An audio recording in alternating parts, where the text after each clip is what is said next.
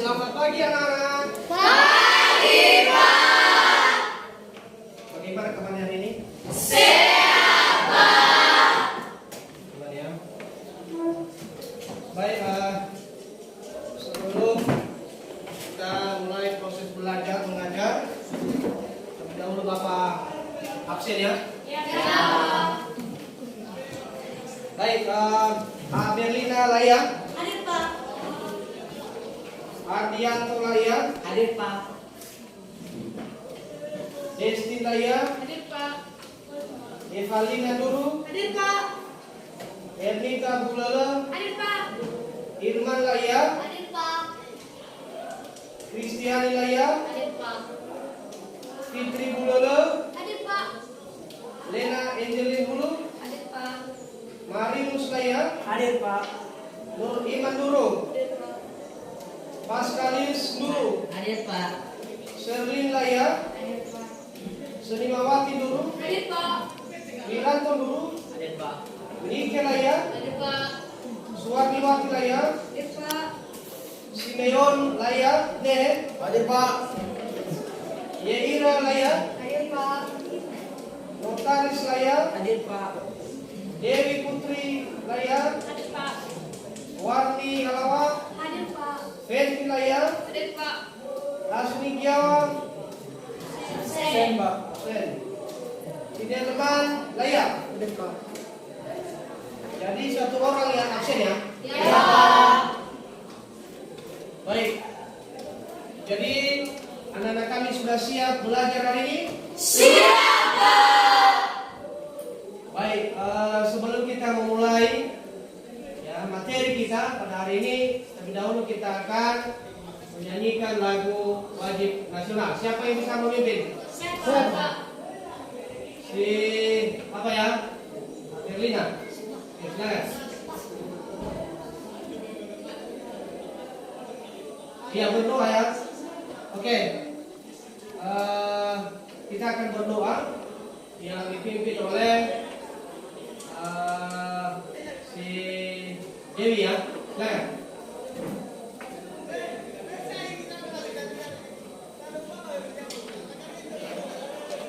Baik, sebelum kita mulai materi kita pada hari ini, dahulu kita akan berdoa. Mari kita berdoa menurut agama dan juga kita masing-masing, dan saya akan memimpin kita dalam doa menurut ajaran agama Islam. Doa. Allah Bapa kami yang berada di atas surga, terima kasih oleh firman-Mu dan rumah perjalanan dan kami sampai di sini. Tuhan Tuhan, kami datang-Mu, melainkan hal semata berhasil Tuhan kita semua. Kami juga percaya kami manusia biasa yang tidak luput segala dosa dan pelanggaran dan tidak menentukan kami, tidak lebih tindakan kami. Engkau ampun bagi kami Tuhan supaya tidak menjadi penghalang kami bekerja untuk kami semua dengan kesulitan. Tuhan, semoga nanti juga kami akan memulaikan proses belajar mengajar kami yang Engkau memberkati kami, melindungi kami sehingga apapun yang kami laksanakan hari ini bisa kami laksanakan sesuai dengan apa yang menjadi kehendak dan menjadi kebaikan kepada kami masing-masing. Jika doa kami yang singkat, kami serahkan dalam nama Yesus Kristus, Juru Selamat manusia. Amin. Baik, terima kasih atas doanya. Dan sekarang kita akan menyanyikan lagu wajib nasional yang dipimpin oleh teman kamu Adelina. Silakan.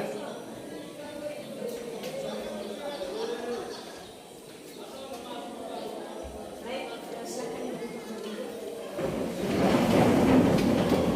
Dan semangat ya. Kita nyanyikan satu lagu wajib nasional dengan judul Ganda Pancasila 3. Ganda Pancasila, akulah pendukungmu.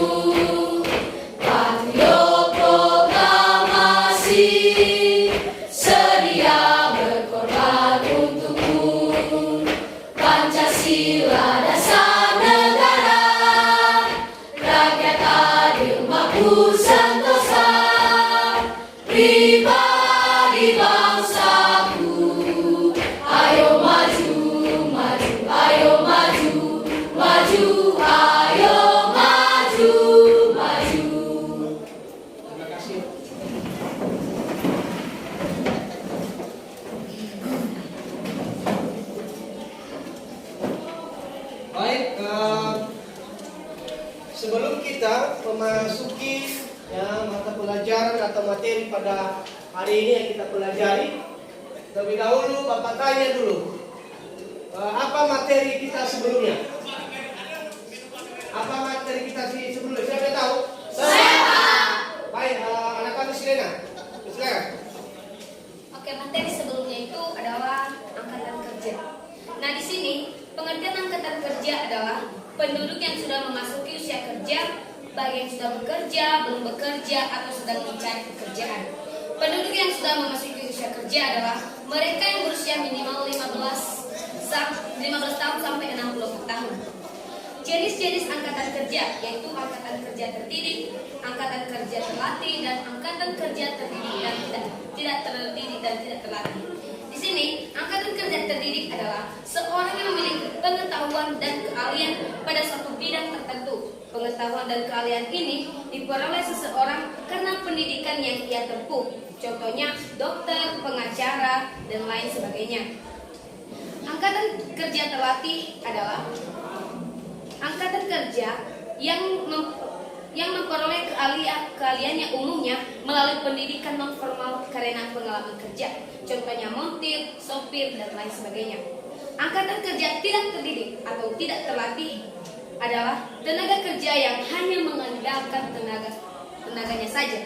Contohnya tukang sapu, buruh, dan lain sebagainya.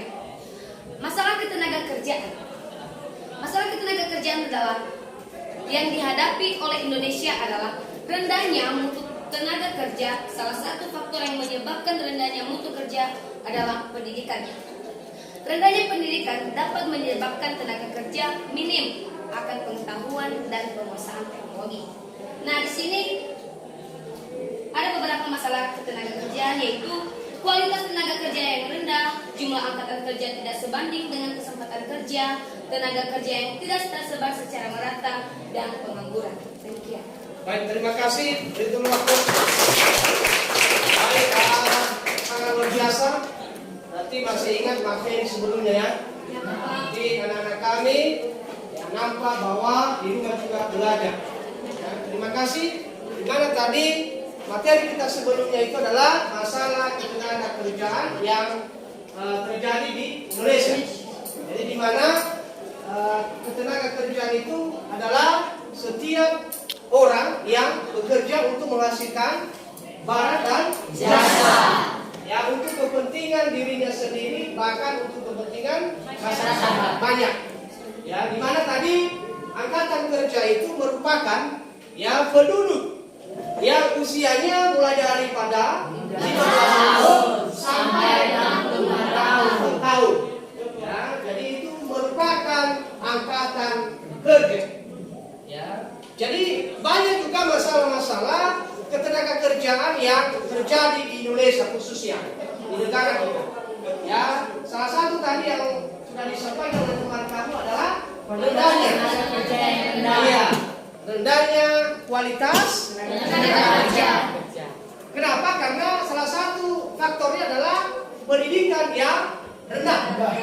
Ya, di mana di Indonesia itu ya, itu tingkat pendidikan tenaga kerja Indonesia itu 40%.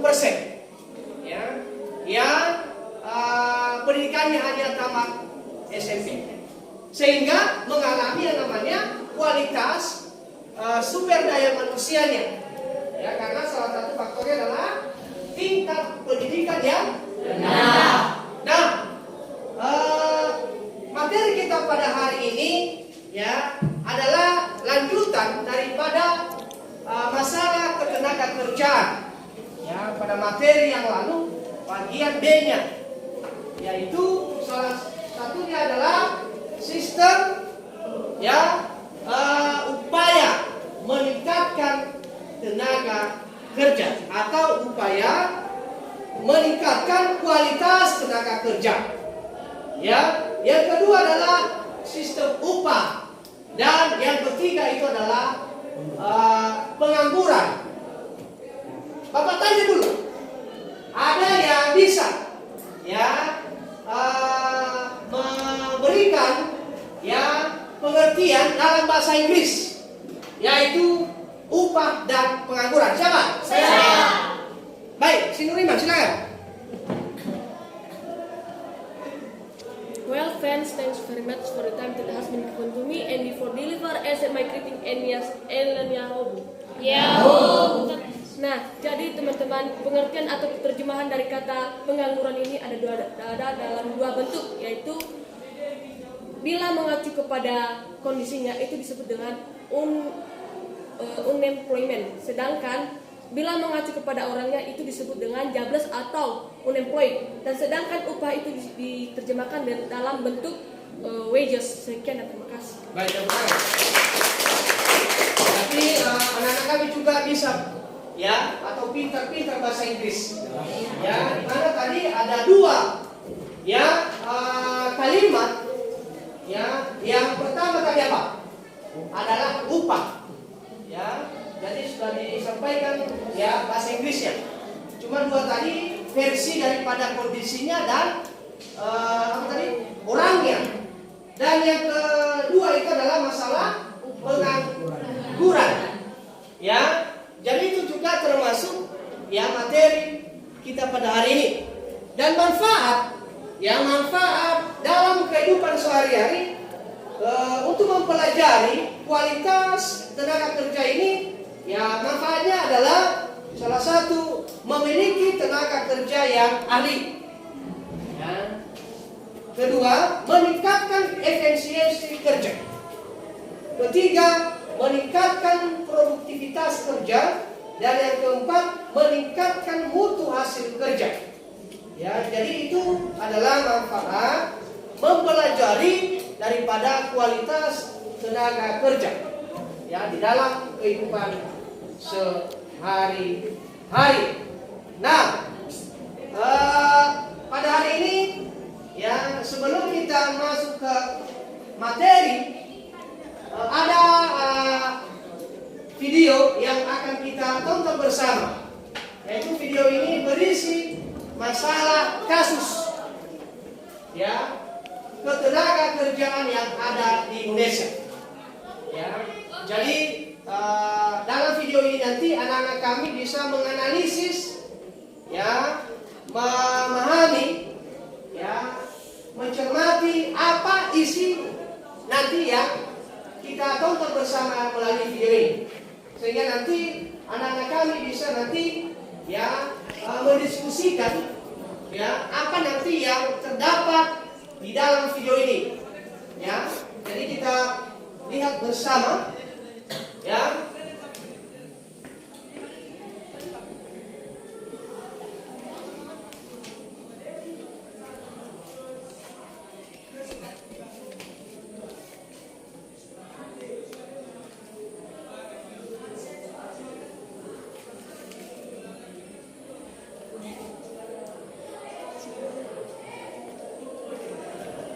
Sebelum kita tonton dulu, ya, ini adalah materi kita pada hari ini, yaitu masih berkaitan dengan materi sebelumnya, itu permasalahan ketenaga kerjaan dan cara atasinya. Sebagai kompetensi dasar masih, ya, kompetensi dasar sebelumnya itu menganalisis permasalahan ketenaga kerjaan dalam ekonomi. Indikatornya yang pertama menemukan upaya meningkatkan kualitas ketenaga kerjaan. Kedua, menelaah sistem upah dan pengangguran. Ketiga, menemukan permasalahan ketenaga kerjaan dalam pembangunan ekonomi melalui berbagai sumber. Tujuan pembelajarannya adalah menganalisis permasalahan ketenaga kerjaan Indonesia, mengklarifikasi jenis-jenis pengangguran, dan yang ketiga menganalisis penyebab, dampak, dan cara mengatasi pengangguran secara kritis dan mandiri. Ya, itu adalah kompetensi dasar dan indikator pencapaian dan tujuan pembelajaran kita pada hari ini. Nah, kita akan tonton bersama video yang berisi masalah atau kasus daripada ketenaga kerjaan di Indonesia.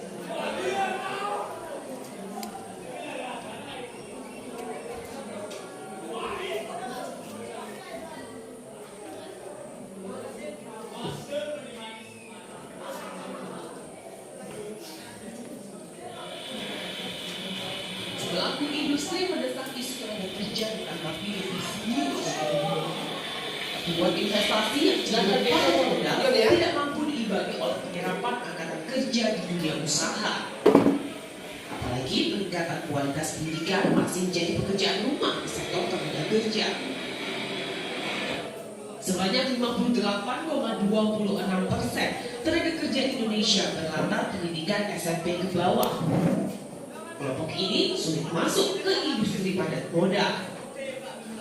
Oleh karena itu, beberapa regulasi tentang tenaga kerja perlu segera dibenahi sehingga terasa manis bagi investor padat karya. Sistem pengupahan adalah salah satu poin yang dinilai perlu direvisi dalam Undang-Undang Ketenagakerjaan jika tak ingin investor lari ke negara tetangga seperti Vietnam dan Myanmar. Kita akan mau itu harus direvisi adalah menyangkut masalah pengupahan.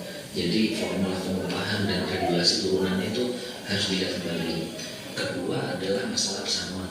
Pesangon ini juga harus dilihat apakah itu masih relevan karena pesangon dan upahnya yang membuat lapangan ini tinggi. Ketiga adalah menyangkut masalah pensiun, masalah terkait dengan sistem pensiun kita. Menurut pengusaha, besaran upah misalnya sebaiknya ditentukan oleh perusahaan dan serikat buruh, bukannya kepala daerah. Pengusaha juga meminta adanya semacam asuransi PHK agar pesangon dapat dicicil. Pihak pekerja sendiri tidak anti terhadap perubahan. Toh selama ini aturan yang ada dirasa perlu ada penyesuaian dan tak semuanya pro pekerja. Namun serikat buruh merasa revisi Undang-Undang Ketenagakerjaan bukan hanya kepentingan pengusaha semata. Suara pekerja pun perlu didengar. Sebenarnya ayo kita duduk. Konsep pengusaha tidak hanya merevisi pesangonnya saja. Kita libatkan pemerintah, bagaimana pemerintah juga membantu dalam bentuk subsidi-subsidi kartu pekerja harus real. Bahwa kemudian pekerja menolak pesangon, iya kalau itu langsung dihapus. Tapi ada solusinya, berani nggak misalnya pengusaha menaikkan jaminan pensiunnya, misalnya kami punya konsep sampai 8%, kita anggap tabungan. Jadi ketika buruh pekerja berakhir hubungan kerja, tidak perlu ada lagi keributan masalah. Saat ini revisi Undang-Undang Ketenagakerjaan sedang dibahas secara tripartit antara pengusaha, serikat pekerja, dan pemerintah. Jalan tengah terbaik untuk kepentingan nasional diharapkan lepas dari urusan politis yang hanya menelurkan kebijakan populis. Alfania Rizky, Aki Bedarwan, Kompas TV, Jakarta.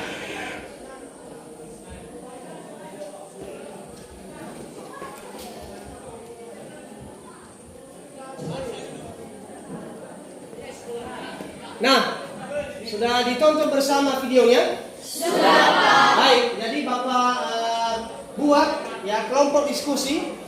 Jadi nanti siapa yang nanti saya sebutkan namanya di sini itu merupakan satu-satu kelompok, ya. Untuk kelompok pertama, yang kelompok 1. Adelina Layan, Ardianto Layan, Desti Layan, Evalina Duru, dan Ernita Bulan. Silakan buat kelompoknya. Untuk kelompok 2, Irman Layan, Kristiani Layan, Fitri Bulele, Lena Angelin Hulu, dan Marinus Layan. Itu adalah kelompok 2. Untuk kelompok 3, Iman Duru, Pascalis Duru, Serlin Layan, Selimawati Duru, dan Wiranto Duru.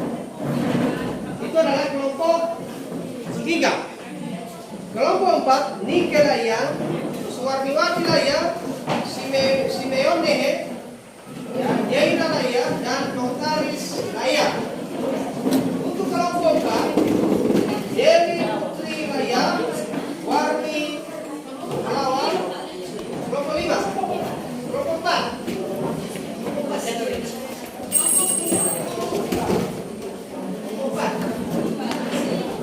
5, kelompok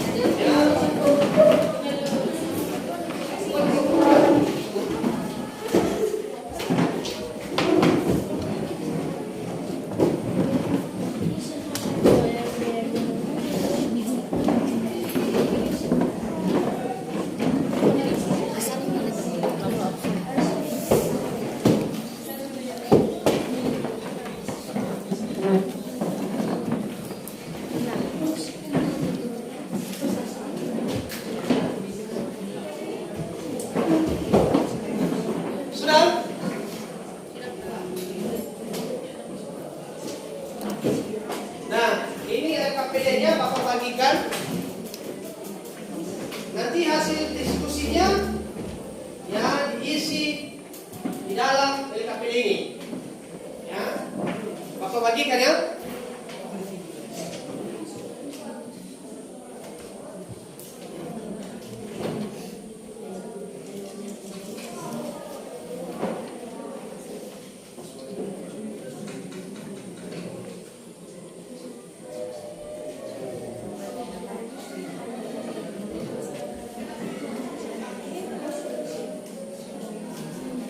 Baik, jadi di dalam LKPD itu ya ada pertanyaan-pertanyaan yang berkaitan dengan isi daripada video tadi yang sudah kita tonton bersama. Ya, silakan dijawab melalui diskusinya. Terima kasih. Bapak kasih waktu yang 20 menit yang untuk mengisi daripada LKPD-nya.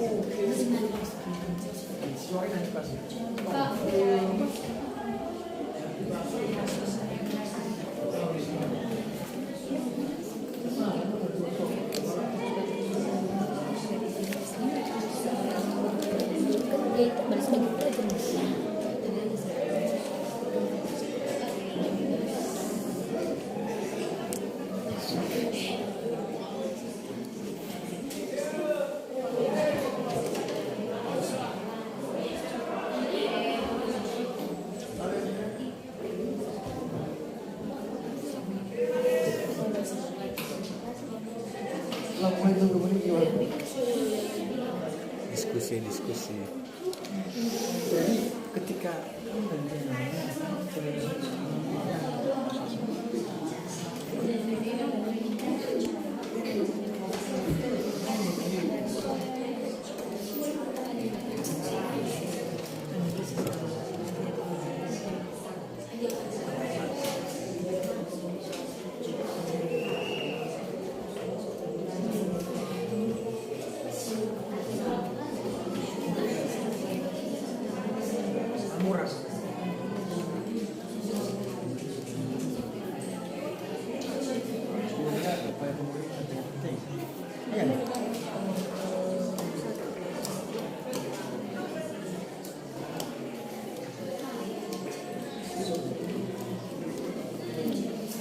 Ya, silakan. Pak, Nah, ya. boleh tidak kami memakai HP sebagai referensi? Boleh. Tapi digunakan HP-nya yang baik ya. Jangan dilihat Facebook-nya atau WhatsApp-nya ya. Baik, terima kasih. Hah?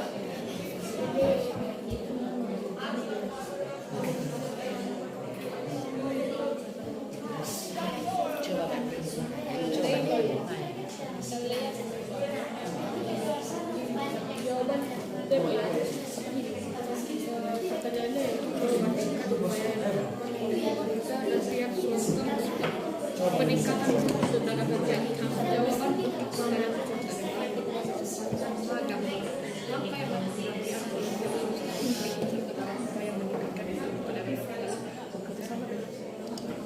kerjasama yang bisa dilakukan oleh pihak swasta dengan sekolah dalam menyediakan kesempatan bagi anak-anak.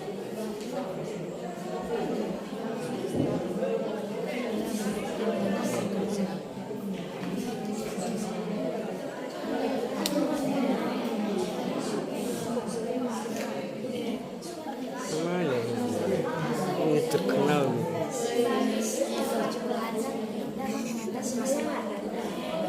Itu kan upaya kita sendiri maksudnya, berarti kita harus apa yang harus kita lakukan sehingga pengangguran di Indonesia itu bisa kita atasi.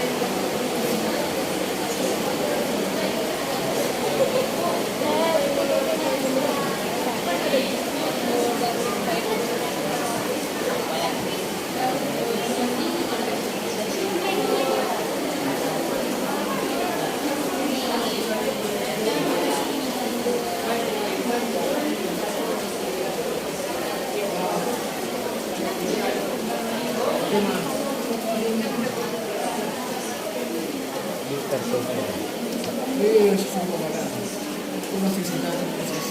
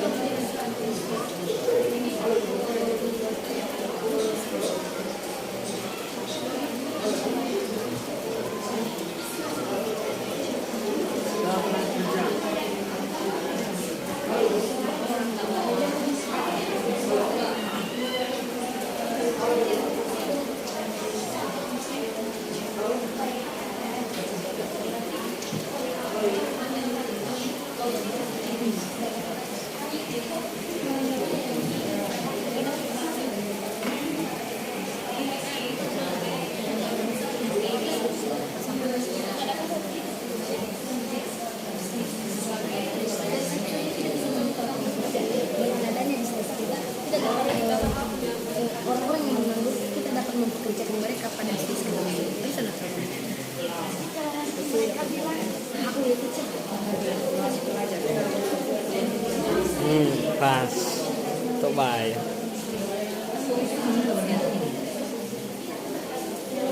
Ê.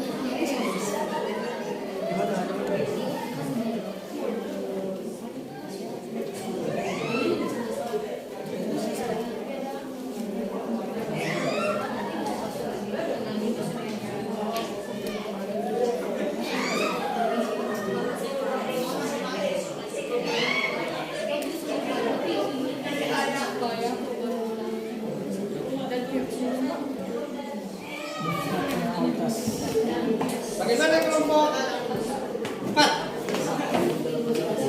dalam proses?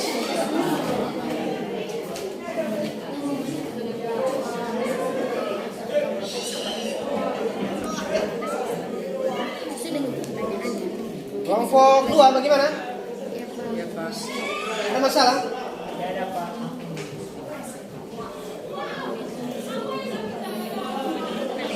Kelompok 3 dalam proses. Kelompok 1 belum.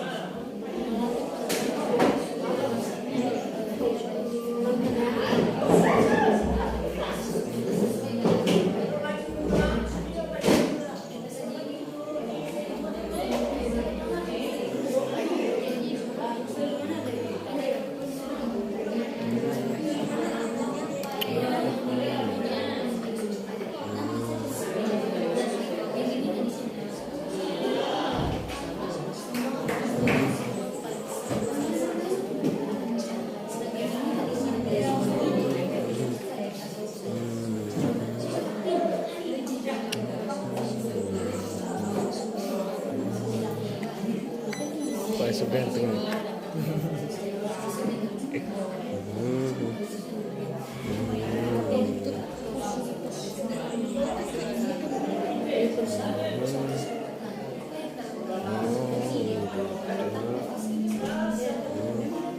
Kita sebagai kita kan masih seorang pelajar, berarti tidak mungkin kita bisa mengatasi masalah kita saja.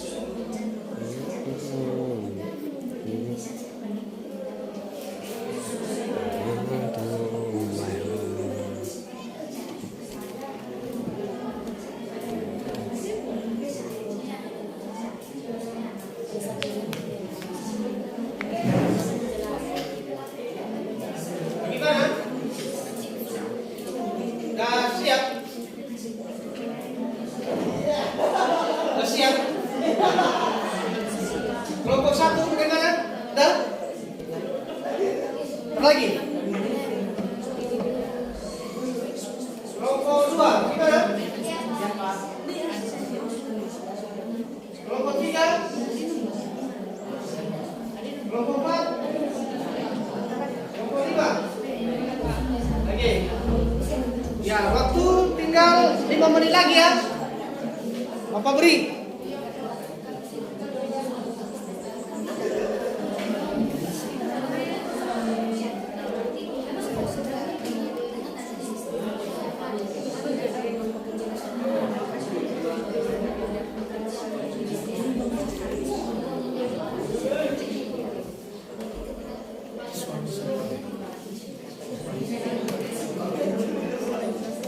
Itu pakai swasta.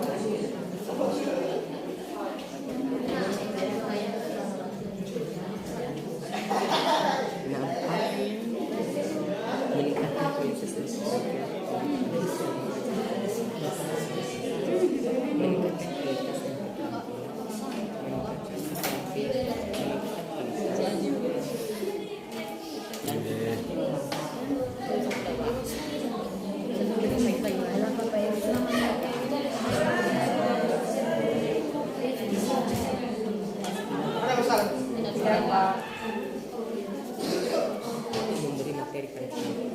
Baik, kelompok 1 udah siap. 3 menit lagi ya.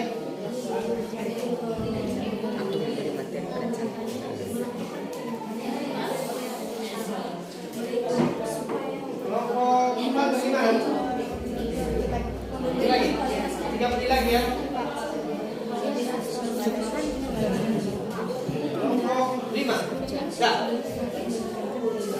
3 menit lagi ya.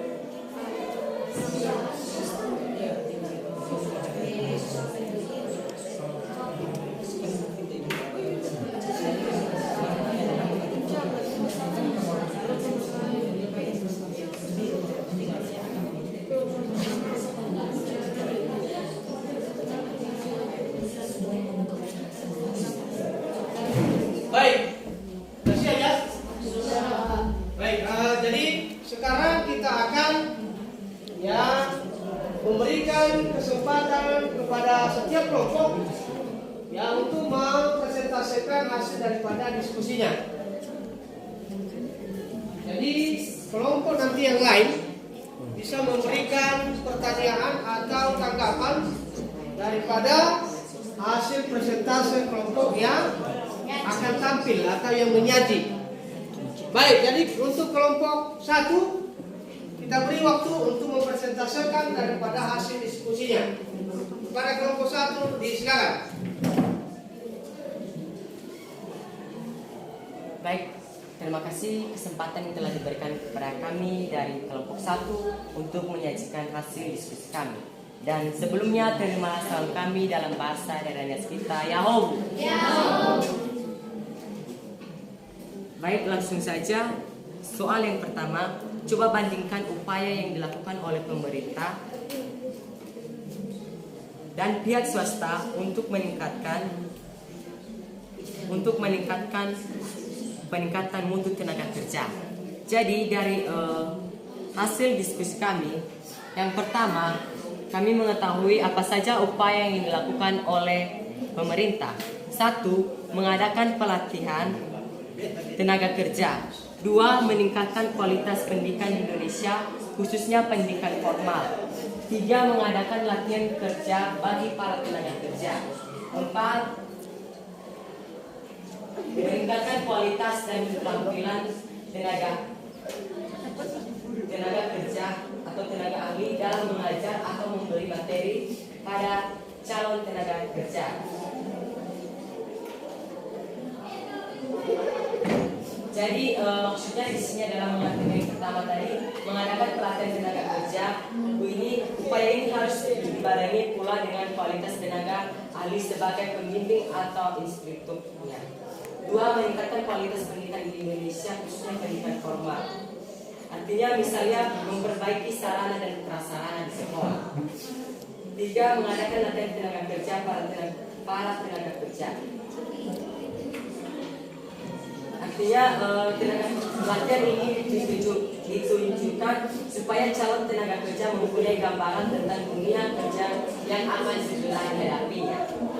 4. Meningkatkan kualitas dan keterampilan tenaga ahli dalam mengajar atau memberi materi pada calon tenaga kerja. Artinya supaya keahlian dan keterampilan tenaga kerja dapat meningkat, supaya memberikan mengajar dan memberi materi pada calon tenaga kerja, supaya apa masalah yang akan dihadapi oleh calon tenaga kerja dapat mereka hadapi dan supaya kerja yang akan mereka lakukan dapat meningkat. Kedua, upaya yang dilakukan pihak swasta untuk peningkatan mutu tenaga kerja itu mengadakan pelatihan untuk meningkatkan kualitas pekerja. 2. Menempatkan pekerja pada bidang yang sesuai dengan keahliannya. 3. Memberikan upah yang layak sesuai dengan tingkat partisipasinya. 4. Memberikan perlakuan yang baik sebagai sesama subjek ekonomi. Artinya mengadakan pelatihan untuk meningkatkan kualitas kerja. Kita pasti tahu bahwa mengadakan pelatihan untuk meningkatkan kualitas kerja ini bisa juga sebagai tenaga kerja dapat memberikan motivasi pada calon kerja supaya calon tenaga kerja juga dapat memahami bagaimana cara melakukan pekerjaan tersebut. Nah, jadi setelah kami mengetahui hal tersebut, kami membandingkan bahwa kami akan membandingkan upaya yang dilakukan oleh pemerintah dan pihak swasta untuk peningkatan mutu tenaga kerja. Jadi kita tahu tadi bahwa mereka tadi upaya yang mereka lakukan itu berbeda. Nah, untuk itu juga langkah yang dapat diambil oleh pihak swasta untuk ikut serta dalam upaya meningkatkan mutu tenaga kerja adalah bekerja sama dengan sekolah atau kampus. Nah, artinya ini contohnya ini terjadi dengan praktek. Contohnya kita sebagai siswa, sebagai pelajar, contohnya kita praktek. Kita bisa praktek di contohnya di kantor. Nah, di situ juga yang namanya meningkatkan pengetahuan kita dalam suatu tenaga kerja. Nah, jadi itu saja perbandingannya. yaitu memiliki perbedaan. Untuk itu terima kasih ya Om. Baik, terima kasih atas kelompok 1 atas presentasenya, dan diharapkan kepada kelompok yang lain untuk memberikan pertanyaan atau tanggapan terkait dengan presentase yang sudah ditampilkan oleh kelompok 1. Silakan.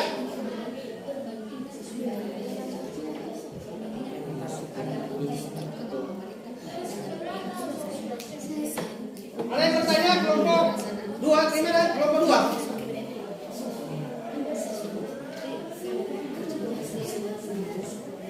Kelompok 3 ada?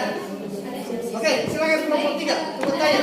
Pertanyaan dari kelompok 3, bagaimana bentuk dari pemberian motivasi bagi para calon pekerja ini?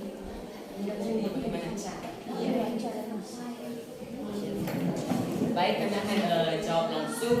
Cara mereka memberikan motivasi kepada calon tenaga kerja yaitu mereka juga harus mengajar dengan yang baik, tidak boleh dengan emosi. Contohnya sebagai calon baru di suatu perusahaan, contohnya dia pertama sekali akan belajar dalam perusahaan tersebut. Jadi para pengusaha atau senior-senior di situ mereka akan memberikan cara yang baik kepada calon dan tidak juga melakukan yang namanya emosi jika calon tersebut tidak masih kurang mengerti. Jadi mereka melakukan dengan yang baik sehingga apa yang diberikan atau yang diajari oleh senior kepada calon tenaga kerja dapat diterima. Baik, ada tanggapan dari sini. Menurut kami jawaban dari Anda tidak tepat. Mengapa saya mengatakan begitu?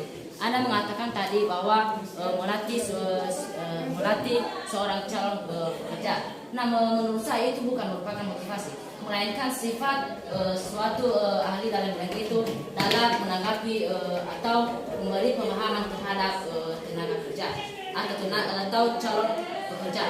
Jadi pertanyaannya, itu tidak merupakan motivasi, melainkan sifat para ahli dalam menanggapi calon peserta kerja. Jadi coba jelaskan kembali ulang secara jelas. Jadi terima kasih Sanggahan. Nah, menurut kami juga sifat dari memberikan motivasi itu juga memang terkait, karena kalau kita memberikan motivasi itu juga kita harus mengetahui sifatnya. Jadi sangat berkaitan. Bukan juga berarti kita memberikan motivasi itu kita tidak tahu sifatnya. Jadi menurut kami juga itu bisa juga berkaitan dengan sifat. Karena kalau kita memberikan motivasi itu pasti kita mengetahui apa saja sifat. Kalau kita tidak bisa mengetahui apa sifatnya, pasti kita juga tidak bisa memberikan motivasi apa yang seharusnya kita akan memberikan. Nah, jadi contohnya tadi saya sebagai calon pekerja di suatu perusahaan. Jadi ada juga para pekerja, tenaga kerja yang telah bekerja lama di situ, contohnya selama 2 tahun. Jadi saya sebagai calon yang pertama, jadi pasti mereka akan memberikan saya pemahaman, baik tentang contohnya di perkantoran. Contohnya saya disuruh untuk membuat yang namanya surat. Jadi dalam pembuatan surat ada kesalahan saya dalam tersebut. Jadi pasti tenaga kerja yang sudah lama di situ pasti akan mengajarkan saya bagaimana cara membuat surat, contohnya surat pernyataan dengan yang baik. Jadi begitu saja saya ajarkan. Bagaimana jawaban kami? Oke, saya tanggapi. Maaf kepada teman kami dari kelompok 1. Penjelasan dari teman-teman kami, penjelasan Anda sangat meluas, tetapi kami di sini mengharapkan jawaban yang lebih detail.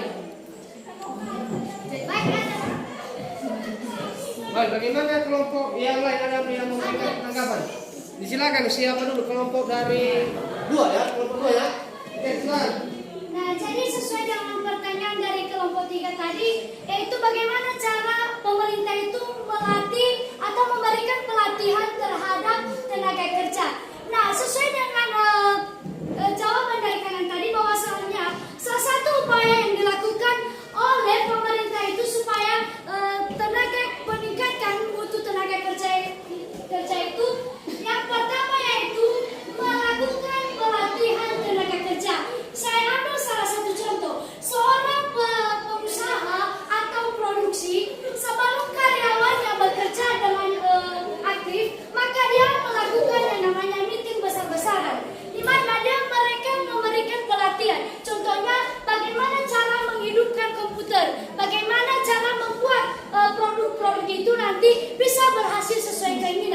itu maksud daripada cara melatih atau melatih tenaga kerja itu, sehingga tenaga kerja atau yang bekerja itu memiliki potensi atau kualitas dalam menciptakan dan menjalankan tugasnya. Sekian. Baik, terima kasih atas tanggapan daripada kelompok 2. Untuk berikutnya kita beri waktu kepada kelompok 5 untuk memberikan tanggapan. Baik, terima kasih kesempatan yang telah diberikan kepada kami oleh Bapak Penasihat Studi. Jadi saya sempat mendengar tadi tentang masalah sifat dari motivasi, sifat dan motivasi. Di mana apa keterkaitannya antara sifat dan motivasi ini? Dan kedua, bagaimana motivasi dapat diimplementasikan dalam hal pelatihan seperti yang Anda bilang tadi, yaitu praktek di kantor. Nah, apa itu termasuk motivasi? Bagi saya tidak. Jadi mohon ditanggapi sebaik-baiknya oleh teman kami. Sekian.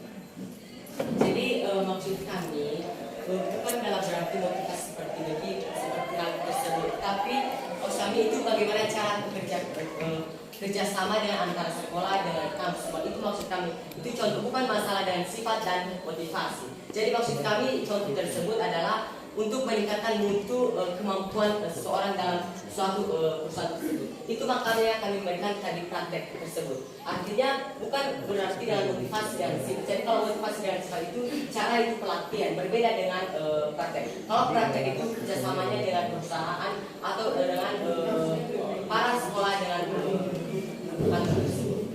Itu maksudnya. Baik, bagaimana untuk kelompok penanya tadi, kelompok penanya ini? Kelompok 3? Iya Pak. Oke, Oke gimana? Pak. Kami juga bukan menambahkan juga bukan mengkritik, tetapi menyanggah dari hasil pemberian penambahan dari pendapat dari kelompok teman kami kelompok 2 tentang pelatihan. Dia sudah mengatakan kepada kita tadi cara pelatihan. Tetapi perlu kita ketahui bahwasanya yang kami tanyakan ini yaitu bagaimana bentuk dari pemberian motivasi bagi para calon pekerja memang. Dan jadi dari berdasarkan yang sudah mereka jelaskan tadi, mereka sudah menjelaskan bahwasanya pelatihan itu yaitu tentang cara bentuk dari pemberian motivasi. Jadi kami bertanya dengan bertanya secara detail bahwa bagaimana cara bentuk dari pemberian motivasi bagi para calon pekerja, bukan pelatihan tenaga kerja. Jadi dari kelompok 1 kami mengkritik juga, kami masih belum paham dari hasil penjelasan kalian. Coba berikan secara detailnya lagi. Baik, pertanyaan tiga tadi, bagaimana cara memberikan motivasi kepada karyawan? Bagi calon pekerja, sudah dia telah jelaskan. Calon pekerja sama aja. Ya benar.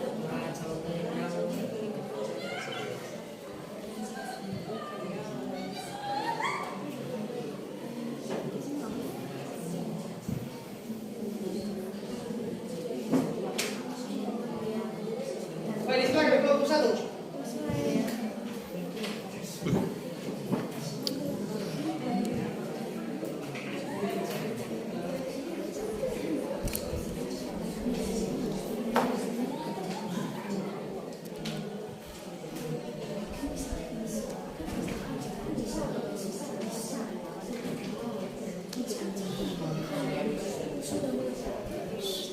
Jadi disanggahan dari kelompok 1.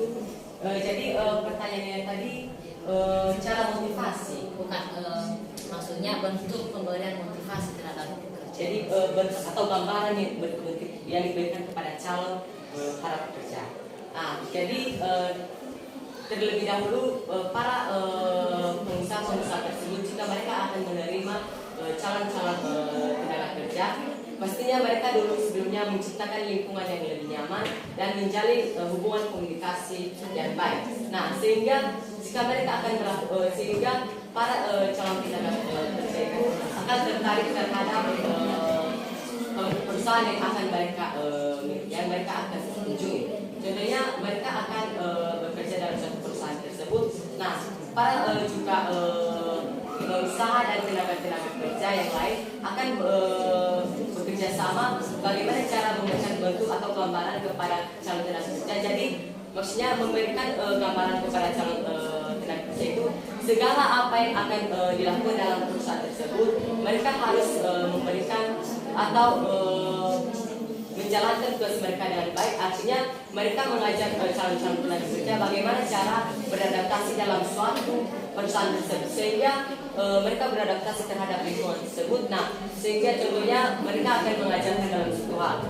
Contohnya calon tenaga kerja itu dia memilih bekerja di perusahaan, jadi dia punya skill untuk bisa membuat surat, baik surat Indonesia menuju ke luar negeri dan surat ke luar negeri juga untuk Indonesia. Jadi itu mereka tidak tahu potensi calon pekerja tersebut, jadi mereka akan membimbing atau mengarahkannya jika masih ada kekurangan dalam calon tenaga kerja dalam membuat surat tersebut. Jadi mereka mengajarkan atau memberikan pemahaman kepada calon tenaga kerja sehingga calon tenaga kerja itu dapat memahami dengan baik dan dapat juga melaksanakan tugasnya dengan baik. Bagaimana?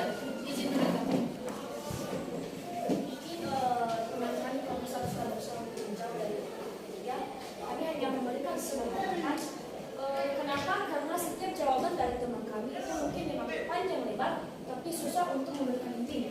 Nah, untuk dari kami kelompok 5 menambahkan dari pertanyaan teman kami, apa bentuk motivasi yang diberikan kepada kami? Setiap perusahaan sebelum menerima karyawannya pasti ada yang namanya pelatihan juga ya. Pasti disetujui, pasti ada yang namanya interaksi antara perusahaan tersebut dan calon karyawan tersebut. Nah, apakah bentuk motivasi yang diberikan? Bisa saja bentuk motivasi yang diberikan itu orang yang sedang berinteraksi dengan calon karyawan memberikan motivasi seperti mengarahkan setiap calon karyawan dan memberikan semangat dan juga memberitahukan apa saja peraturan dan apa saja hal-hal yang ada di dalam perusahaan tersebut. Jadi nanti karyawan ini dapat semangat, dapat tergiur untuk bekerja dalam perusahaan tersebut. Jadi intinya bentuk motivasi yang diberikan itu berupa arahan dan semangat terhadap calon karyawan. Terima kasih. Nah, kami dari kelompok 3 sangat mengerti dan sangat puas juga dengan jawaban penambahan dari pendapat dari kelompok 5. Beri apa dulu? Jadi kelompok 1 sudah siap ya? Ya. Jadi kita beri dulu waktu untuk kelompok 1. Sekarang untuk kelompok 2 ya, kita beri waktu untuk memberikan ya atau mempresentasikan daripada hasil diskusinya. Bagaimana kelompok 2? Silakan. Terima kasih kesempatan yang telah diberikan kepada kami untuk menyajikan hasil diskusi kami pada hari ini. Dan langsung saja dari pertanyaan nomor 2, coba analisis upaya yang kamu lakukan sebagai seorang pelajar dalam mengatasi masalah tersebut. Nah, sesuai dengan pertanyaan saja, apa upaya yang kita lakukan sebagai pelajar dalam mengatasi masalah tersebut?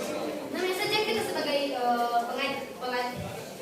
pelajar ya, mana bisa atau mana mungkin kita bisa mengatasi masalah dan kita masih saja kurang dalam mencari pekerjaan.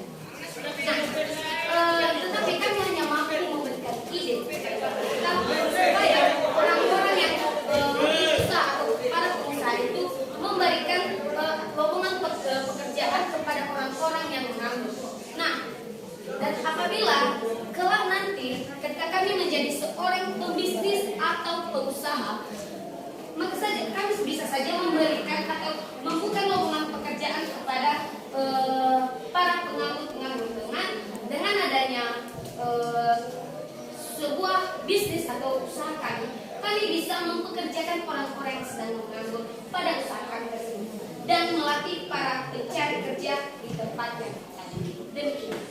Baik, beri aplaus dulu. Baik, sekarang kita beri waktu kepada kelompok 4 untuk bertanya atas presentase daripada kelompok 2. Silakan.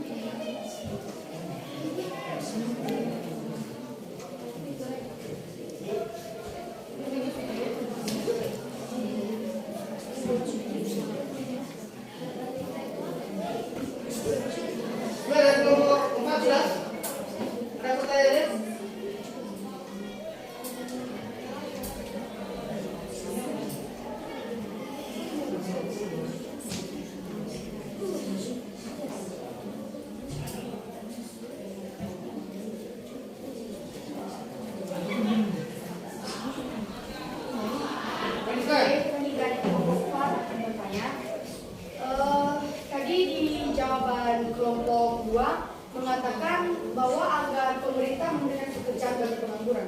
Lantas bagaimana jika para pemerintah memberikan lowongan pekerjaan kepada para pengangguran, tetapi lowongan pekerjaan yang diberikan oleh pemerintah kepada pengangguran itu tidak sesuai dengan keahlian mereka atau kemampuan mereka? Karena kita tahu di sini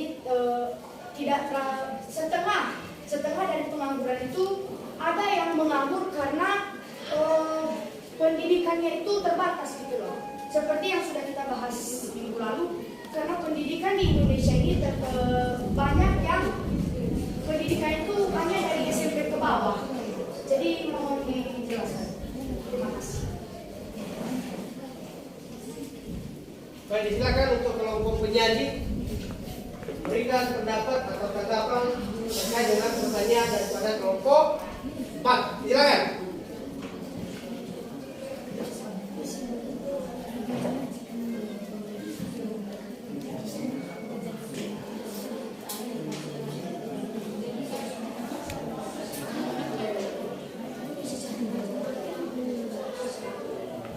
Pada kelompok lain juga, ya, boleh memberikan pendapat atau tanggapan.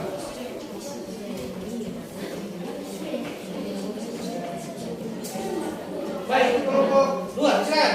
Baik, kami akan menanggapi dari pertanyaan dari kelompok 4, di mana bagaimana cara pemerintah jika seandainya bisa lowongan kerja kepada pengangguran dari keadaan mereka yang berbeda. Nah, solusinya itu dengan cara memberikan pelatihan bagi mereka yang mencari pekerjaan. Maksudnya kita memberikan pelatihan terlebih dahulu, walaupun mereka tidak beralih atau tidak sesuai kompetisi mereka dalam melakukan pekerjaan tersebut, yaitu dengan melatih mereka atau mengarahkan mereka terlebih dahulu. Baik, kepada kelompok penyanyi, apakah sudah bisa diterima dan cukup puas dengan pendapat dari penyanyi? Terima kasih. Baik, terima kasih. Jadi kepada kelompok 2, dan sekarang untuk kelompok 5, ya, kelompok 5 kita beri waktu untuk menjanji.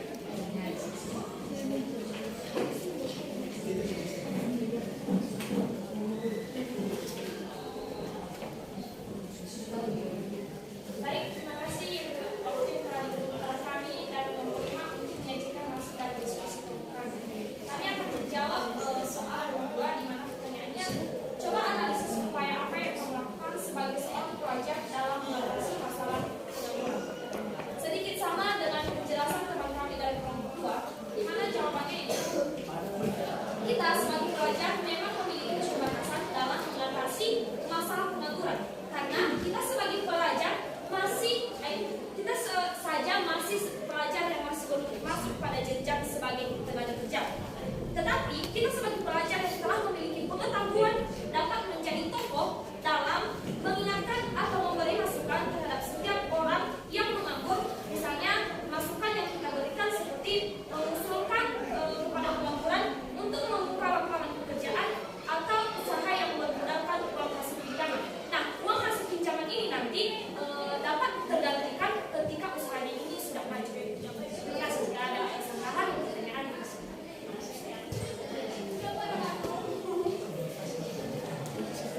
baik, kepada kelompok penyanyi melihat plus. Baik, kepada kelompok 1 memberikan pertanyaan atau saran atau masukan terkait dengan yang mereka diskusikan.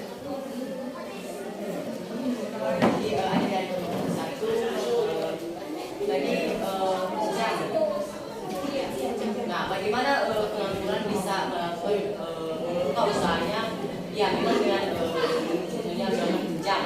Nah, bagaimana pengangguran itu dapat membuka usahanya walaupun dia juga melakukan pinjaman? Kalau dalam usahanya itu dia tidak bisa melaksanakan usaha tersebut dengan baik.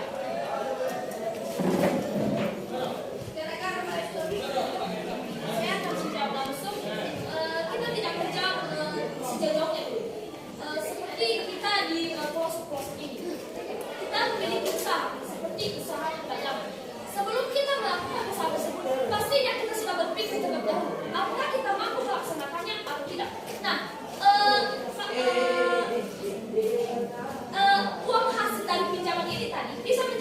kita untuk membuka usaha kita seperti misalnya untuk berdaftar. Berarti kalau dia sudah benar-benar ingin untuk melakukan usaha tersebut, pasti dia juga berpikir bagaimana cara melaksanakannya. Jadi jika berkembang. Jadi maksudnya tergantung kemampuannya dalam memilih suatu bidang. Terima kasih. Baik, beri aplaus dulu.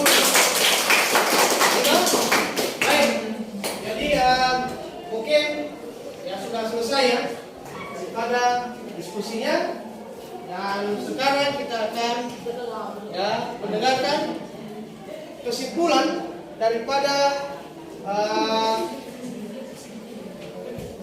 yang sudah tertera di dalam LKPD-nya, yaitu bersama tadi di dalam LKPD-nya itu adalah upaya pemerintah dan swasta dalam meningkatkan kualitas tenaga kerja.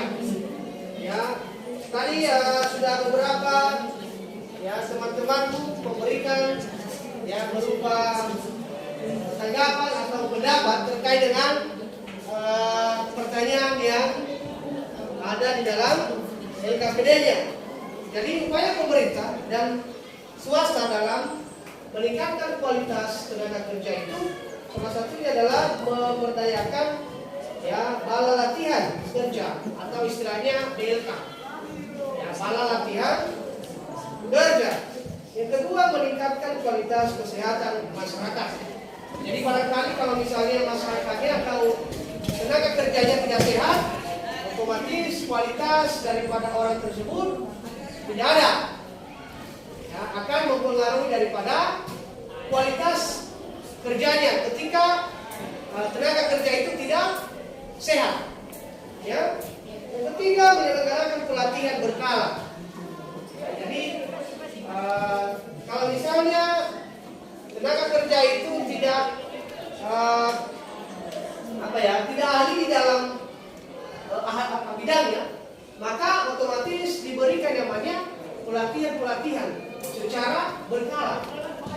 Ya, jadi sering-sering untuk melakukan yang namanya pekerjaan tersebut, sehingga dengan mengikuti beberapa pelatihan maka dia merupakan tenaga kerja yang profesional dalam bidangnya. Ya, itu dia. Jadi barangkali itu adalah kesimpulan daripada dalam LKPD itu. Ya, baik. Kedua, masuk kita ke dalam upaya meningkatkan kualitas kerja. Ya, yang pertama adalah menyiapkan tenaga ahli di masyarakat dengan menyediakan pendidikan formal. Ya, jadi masyarakat dituntut untuk mengikuti yang namanya pendidikan yang formal. Ya. Yang kedua adalah meningkatkan kesehatan dan memperbaiki gizi penduduk. Ya. Yang ketiga, mengadakan pelatihan tenaga kerja. Yang keempat, memberikan pelatihan keterampilan kepada para pencari kerja yang sedang mencari kerja. Dan yang kelima adalah pengiriman tenaga kerja ke luar negeri. Jadi itu adalah upaya-upaya meningkatkan kualitas tenaga kerja. Yang kedua adalah upah. Ya, pengertian daripada upah. Ya. Siapa yang tahu apa itu upah? Apa? Silakan. Upah adalah hak pekerja yang diterima dan dinyatakan dalam bentuk uang sebagai imbalan dari pengusaha atau pemberi pekerja.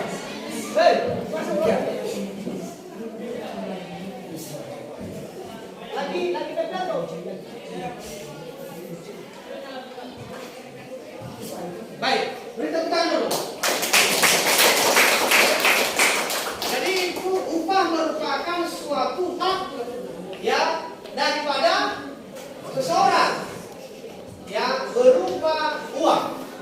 Ya, artinya hak daripada seseorang itu atau hak daripada tenaga kerja itu yang diterimanya, ya, yang uang. Jadi itu adalah upah. Yang ketiga adalah pengangguran. Ya, kita tahu di negara kita ini masih banyak orang yang pengangguran. Jadi pengangguran itu adalah ya, orang yang belum mendapatkan pekerjaan atau angkatan yang belum mendapatkan pekerjaan. Jadi itu merupakan suatu pengangguran, ya. Jadi jenis-jenis pengangguran ada beberapa di sini, yaitu pengangguran terselubung, pengangguran terbuka, ya, pengangguran fiksional, ya, dan dampak daripada pengangguran. Kita tahu di negara kita banyak yang namanya masalah-masalah yang terjadi, misalnya kriminal. Tahu kriminal? Apa itu kriminal? Adalah kejahatan. Kenapa bisa terjadi kejahatan di negara kita? Kenapa? Ya, salah satu faktornya adalah karena tidak ada yang namanya pendapatan atau orang tersebut tidak menghasilkan yang namanya uang pendapatan. Kenapa? Karena dia menganggur. Ya, jadi ada tekanan-tekanan yang harus dipenuhinya. Misalnya apa? Apa? Kebutuhan hidupnya. Ya. Jadi kalau misalnya seseorang itu, ya, dia membutuhkan misalnya sesuatu, namun ya terbatas adanya. Misalnya masalah finansialnya atau masalah keuangannya. Ya. Karena banyak tuntutan-tuntutan yang harus dipenuhi di dalam pribadinya maupun kebutuhan keluarganya, maka otomatis dia akan melakukan yang namanya jalan pintas, yaitu apa? Mencuri. Itu dia. Jadi itu merupakan dampak daripada apa?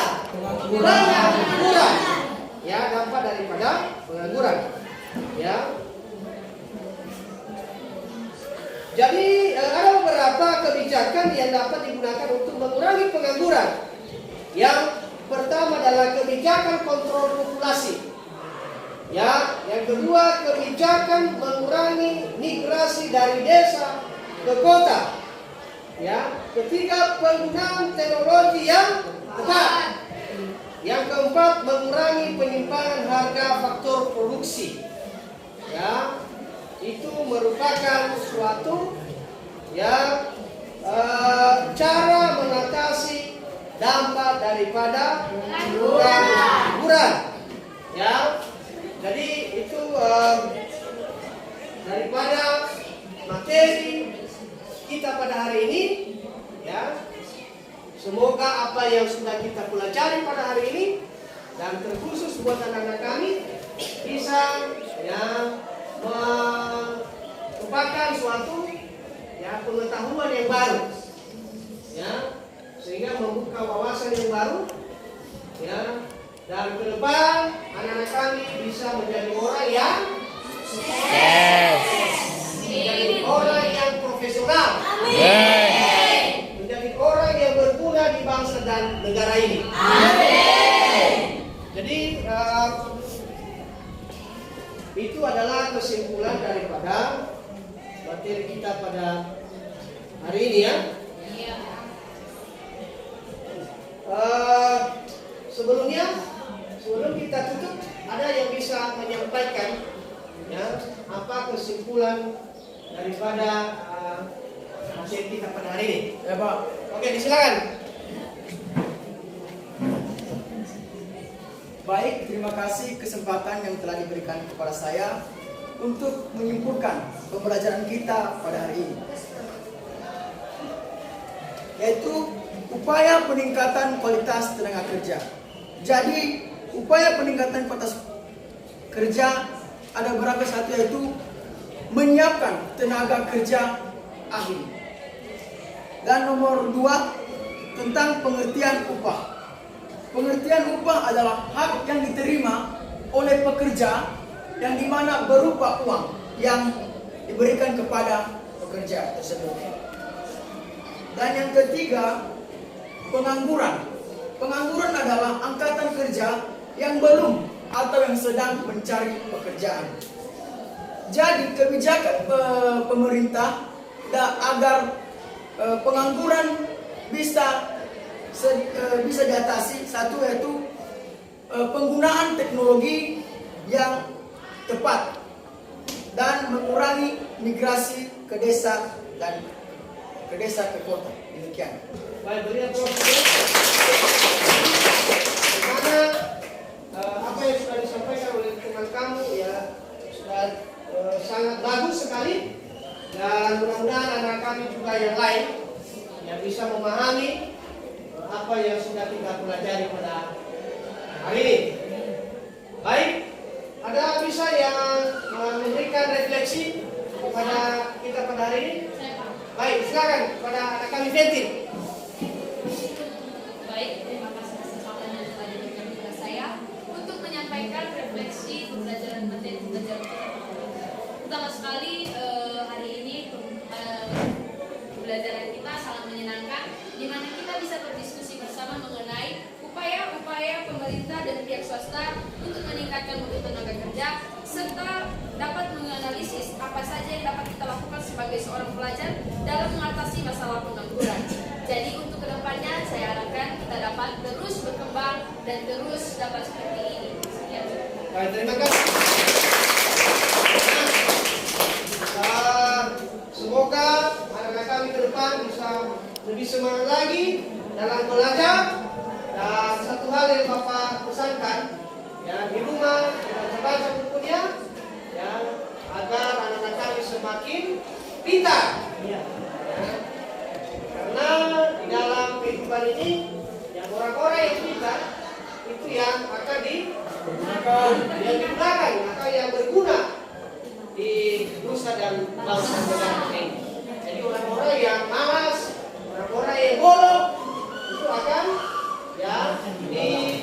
bukan dicampakkan, ya, tapi akan mereka tidak akan dibersihkan. Kenapa? Yang berguna itu adalah orang-orang yang pintar, orang-orang yang cerdas, orang-orang yang jujur, orang-orang yang rajin. Jadi jangan mau jadi orang yang gagal. Tapi anak kami ke depan bisa menjadi orang-orang yang berhasil. Ya. Jadi demikian materi kita pada hari ini. Dan sebelum kita pulang, silakan disusun dulu mejanya dengan baik.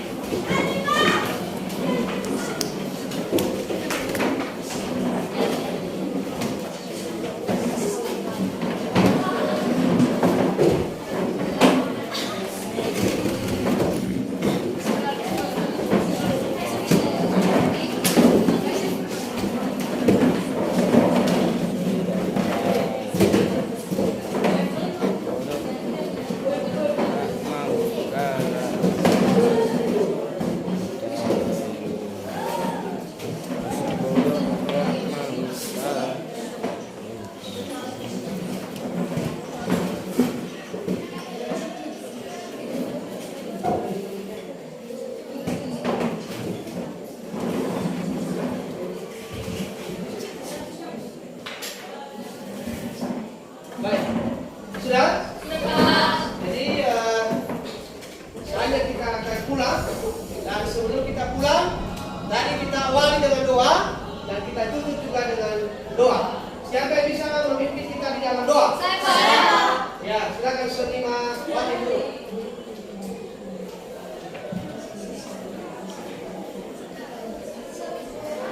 Baik, sebelum kita berpisah-pisah di tempat ini, marilah kita menyerahkan diri di dalam doa. Marilah kita berdoa supaya Allah mendapat kepercayaan kita masing-masing. Doa.